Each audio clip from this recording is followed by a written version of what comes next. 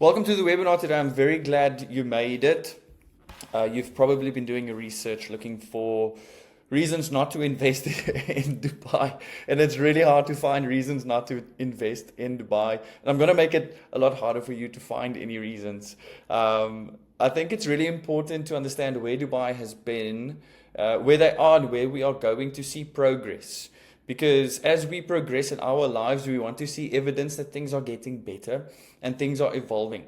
And if you haven't visited or you have visited, you've seen the city evolve into what it is today. And trying to make sense of it through research on YouTube and talking to brokers and talking to people who live here and even considering moving here yourself, there's a lot happening and that you need to consider that could sometimes be slightly overwhelming. I'm going to try and make it, simpler to understand. So let's get started. This is the 5 urban centers of Dubai. Any investment opportunity that you are confronted with is within the parameters of one of these urban centers. And the reason that is important is because it's not just a development in some random area. The development is purposefully approved by the government, RERA, DLD, to be built in that location. These 5 urban centers is also getting undivided attention from the government.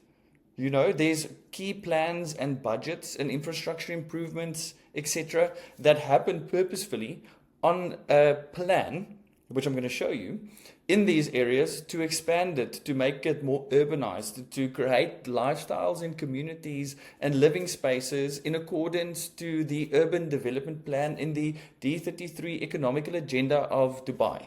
Okay, so just quick run through. Number 1 is Old Dubai as we know it, Deira and Bur Dubai, right? If you ever flown to Dubai, that's where the DXB International Airport is. That's also, it is said that 70% of the population would be found there. So it's a high density population. That's all Dubai, right? A lot of incorporations, businesses, offices, businessmen and people, families live in this area. And it hasn't seen any sort of revitalization in a long time because it is the historical essence of Dubai, essentially. Now, it's not just all Dubai that is found in that first sector, but also Dubai Islands, which is a location and projects within that location that I speak a lot about. Rashid Yatsa Marina is also found there. Number 2 is Downtown and Business Bay, which is the first location you visit when you're coming to Dubai for the first time, because that is where Burj Khalifa is. That is Business Bay. That is DIFC. That is Russell Khor, Dubai Creek Harbour, Maidan. That is Mohammed bin Rashid City. It's very, very important location within Dubai because the biggest landmark is located there. Number 3 is Dubai Marina and JBR, which is basically out of this entire portion just on the coastline. But what they don't mention here is JVC, Arjan, Arabian Ranches 1, Arabian Ranches 2, Arabian Ranches 3, Haven Villas by Aldar, Shoba Reserve. All of our villa communities are found within this corridor right here. Jumeirah Golf Estate, I don't want to leave anyone out, but this is the suburban area of Dubai. And then number 4 is probably the most important location for Dubai's future, and that is Dubai South. That is where the Al Maktoum Airport is going to be. And Al Maktoum Airport is not just randomly chosen to be in this location. It is chosen to be in this location, and it has been on the plan and in the mind and in the vision of Mohammed bin Rashid Al Maktoum, His Highness, because this is the trading corridor of Dubai. It has served as a trading corridor via the Jebel Ali port, which is the largest port in the world, man-made port. Then the resurgence and reintroduction of Palm Jebel Ali is in line with that section there. We know Emaar South developers, then we know the Dubai South developers, and Expo City is found in that location. And then location number 5, last but not least, is known as Dubai Silicon Oasis Knowledge and Innovation Centers. Within this area, we already have Damak Hills 2. We've got Elwood by Shoba, the Valley. Maras bought a massive piece of land there. So there's a lot of investment opportunity to come. So each of these sections, just in a synopsis, is important and has a keen interest and involvement from the government to enhance the infrastructures because we need it, because there's a lot of people here. Speaking about a lot of people, Dubai's population from 1960 until 2020 multiplied by 80 times. From 1960, we've got 40,000 as a population. That focus was really just where the canal is now, Dubai, Deira, Bur Dubai that I mentioned. And this is how the master plan and Dubai's urban development plan has sort of changed over time until 2012 was the sixth change. 5th change. And since 2020, the plan and the urban development expansion plan has changed 7 times. There's been 7 developments as the city grows. By 2020, there was 3.3 million people in the city. Now there is 3.8 million people in the city, and this is 2025 January. So phenomenal to see how the government just pivots their plans to accommodate the expansion. Just to give you an idea of what that looks like, the population goal until 2030, 2040 is 5.8 million people. That includes daily visitors. So the target goal is 4.9. It is January 2025 and we are standing at 3.8 million.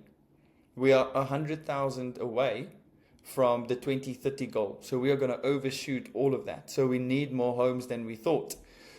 So by 2040, it is aimed to have 4.9 million people employed as residents and commuting workers.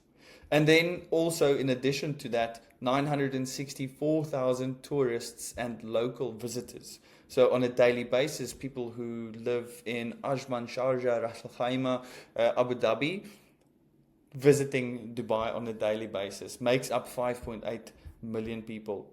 The 2020 urban plan, when it started, the population of 3.3 million meant there is 2,500 people per square kilometer. And by 2040, there will be 4,200 people per square kilometer.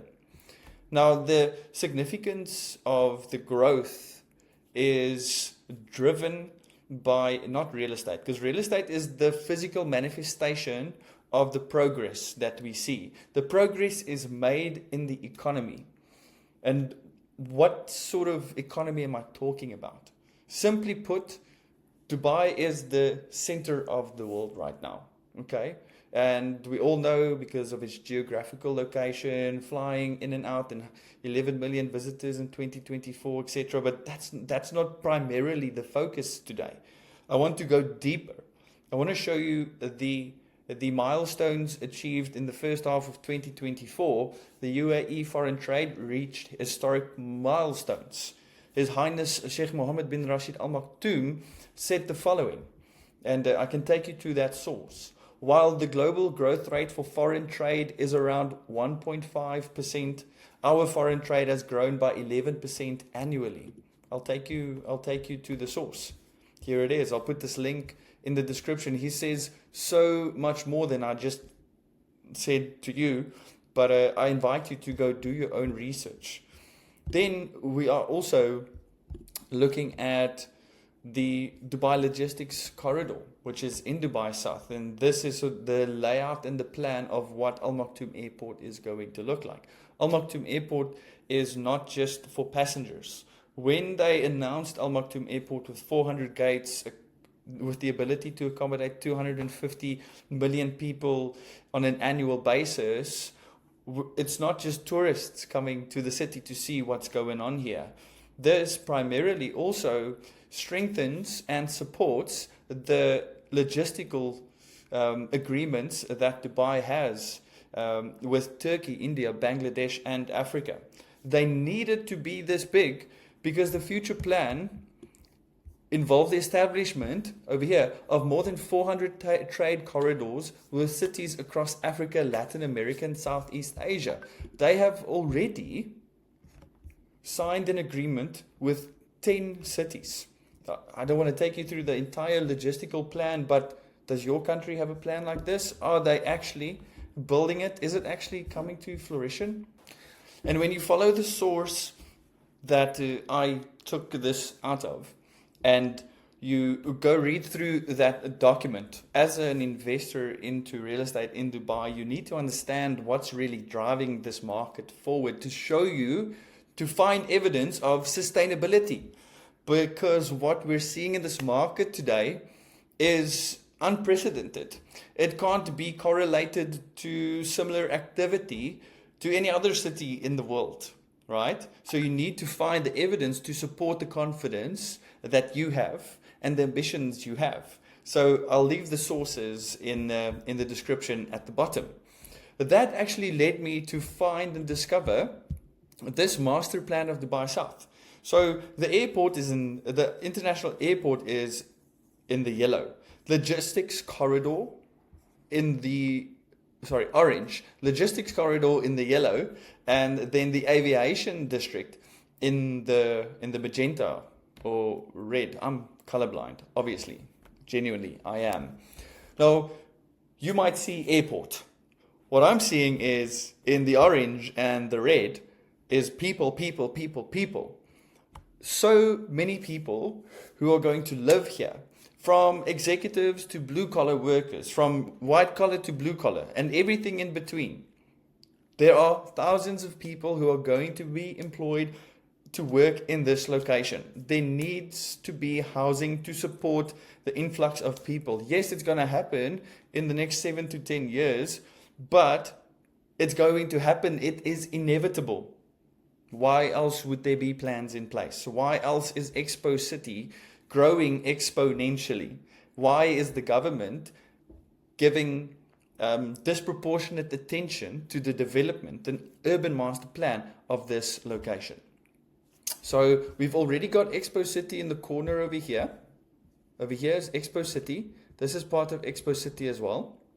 This is also the residential district where Dubai South, which is the land bank owner of Dubai South, the developer themselves have launched Pulse Beach Villas here in the corner. They are launching Beachgate Residences, which is a beautiful apartment building starting at 1 million. Emar South, which is a golf course community, but not this entire area is just Emar South. This is going to be a golf district. I don't know if they mention it here, but it's going to expand. There's another golf course community. There's Azizi Venice, which is a waterfront community being constructed here. Large undertaking for them.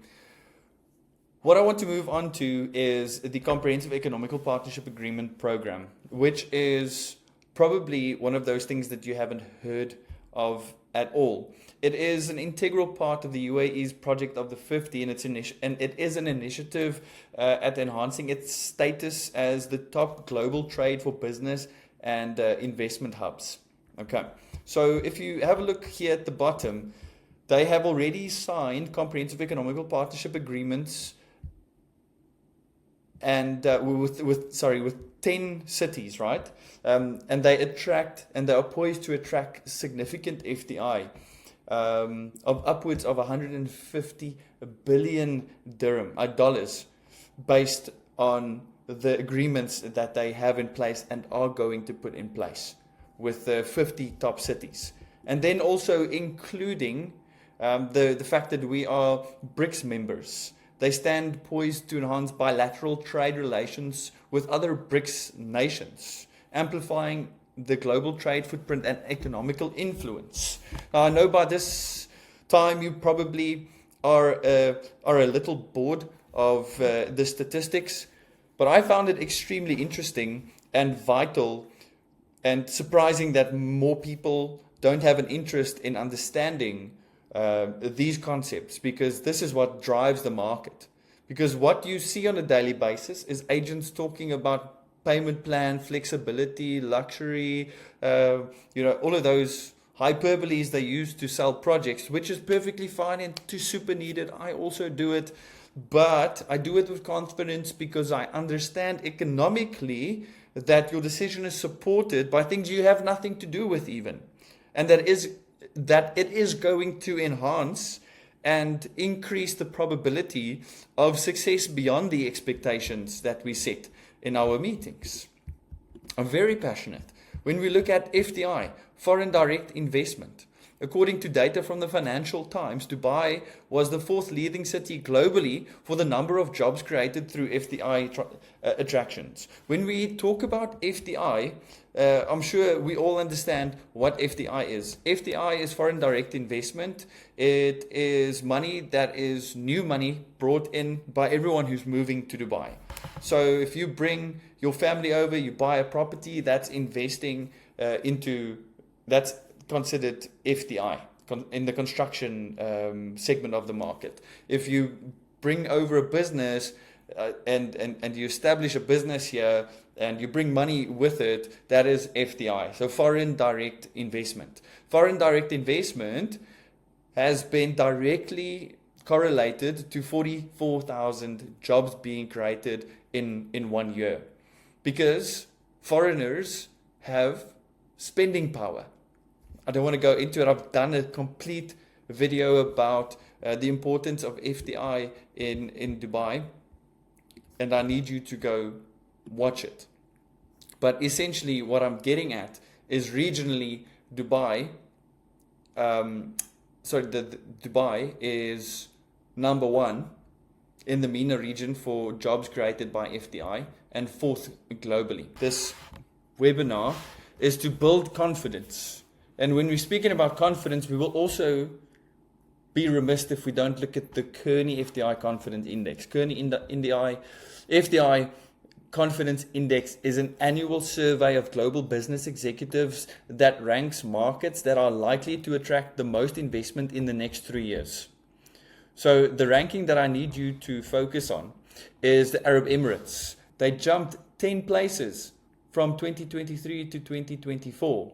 Saudi Arabia also jumped from 24 to 14 from 23 to 2024. So they both jumped 10 places. That shows that in the world rankings, the confidence for investors investing their money into Dubai through real estate, through our IPOs, into businesses, opening businesses, moving their family offices, bringing money, their confidence of the world, the world's confidence in Dubai's economy is rising, and it's rising strong.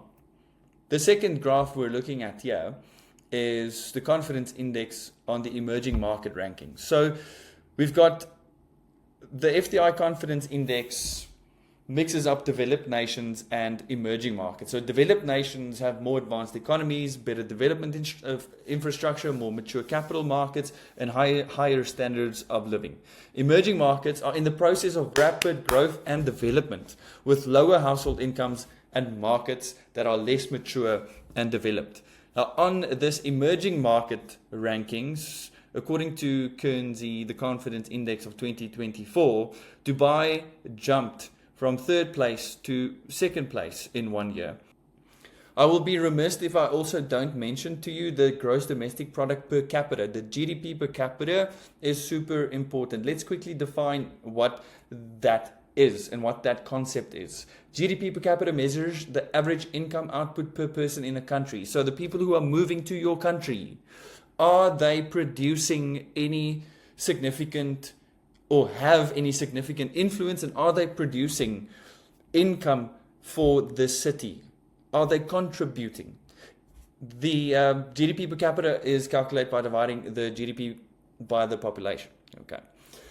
Economical indicator. The GDP per capita is an economical indicator. It reflects the economic health of a country and how effectively resources are being utilized. A higher GDP per capita is often correlated with better access to healthcare, education, infrastructure, indicating a higher quality of life. That is what GDP per capita definition and the concept thereof is. Why is it important for real estate investments? Why is GDP per capita even a conversation that I'm having with you? Because Purchasing power. Higher GDP per capita usually means more disposable income in a city, which can lead to generating great demand for real estate. So you want to know that the city that you are investing in has disposable income to buy and rent the real estate that you invested in. Market attractiveness. Countries with an increasing GDP per capita often indicate a growing economy and stable markets, making them attractive for investments. Doesn't that just sound like a place that you want to invest? Doesn't that create a space of surety, security, opportunity, and optimism? Another indicator that I always look at is the Dubai office market. The occupancy and vacancy levels of A grade and B grade office space really indicates if the commercial markets are doing well or not. And new businesses being registered in Dubai, is that activity on the increase or the decrease? New business registrations for the first 3 quarters of 2024 was 34,000 new companies. It's a 5% year-on-year increase. That reflects Dubai's competitiveness and attractive business environments. There's a high rental escalation. Grade A office rental values surged by 25% year-on-year. Business Bay and Downtown saw increases of 44% and 36% respectively. So there are opportunities in the tertiary markets of DIP, Dubai Science Park, that are also experiencing growth. And if the commercial space is a space that you want to talk more about, I'm open to talk about it because I'm extremely passionate about what's happening in that space, because it is an indicator of the success that we will see in our real estate market going forward. I wanted to show you how the markets and the oldest index of real estate pricing and some of the reasons markets went up and markets went down. I wanted to show you the transaction volumes. Is it worth it to purchase in the ready market, in the off-plan market? Where are the opportunities? If I buy off-plan and I want to resell, is there enough activity in the resale market for me to be able to do that? And consecutively, I can tell you right now, yes. Then also, something that came out of the research that I did was Dubai South being recognized as one of the top 5 performing areas. Hopefully you've seen that I know what I'm talking about. I know it is my duty to know what I'm talking about, because it is my duty to help a lot of people with real estate investments, because it's not just about investing in real estate. It is significant property ownership. That is a value that I uphold. I thank you very much for watching. I appreciate your attention. And there's a link in the description of this video, and you can book a call with me. It's 30 minutes, it's free, and we can assess the opportunities in the market that you can take advantage of.